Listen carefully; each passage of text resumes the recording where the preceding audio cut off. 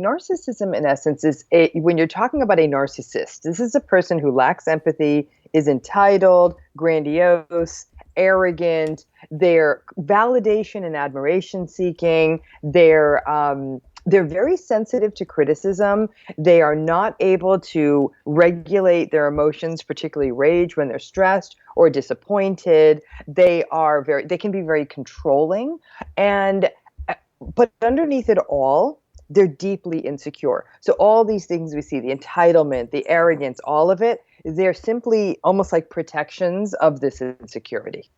Is it possible to have a healthy narcissism, a healthy kind of self-regard? I don't like the term healthy narcissism, and I'll tell you why. I like the term healthy self-regard. I like the term healthy self-advocacy. I'll even take healthy assertiveness.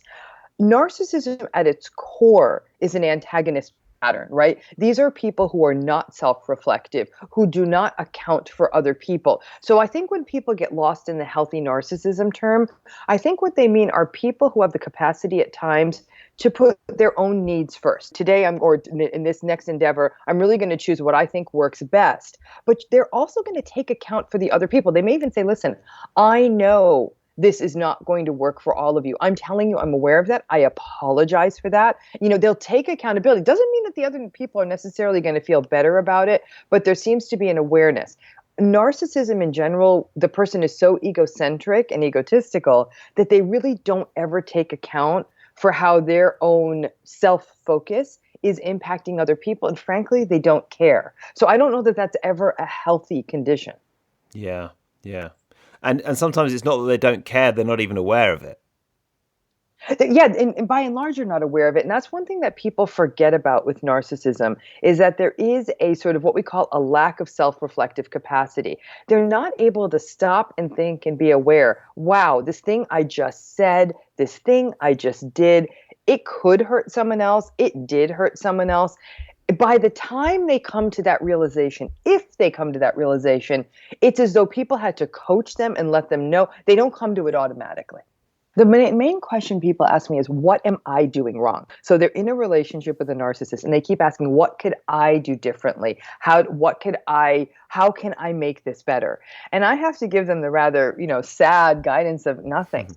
It just happens to be you're the one stuck in this situation now.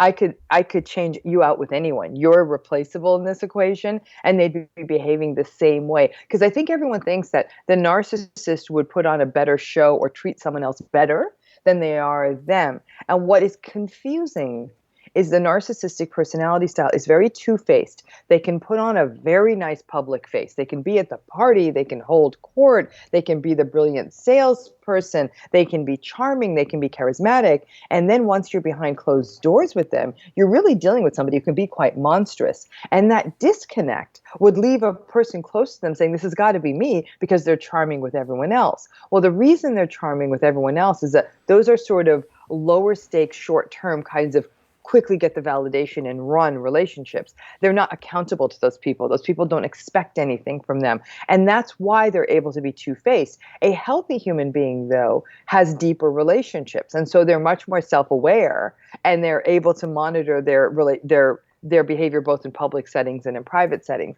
It's not how it works for a narcissist. So that's probably the biggest question is, what am I doing wrong? To which my response is nothing. There's nothing you can do.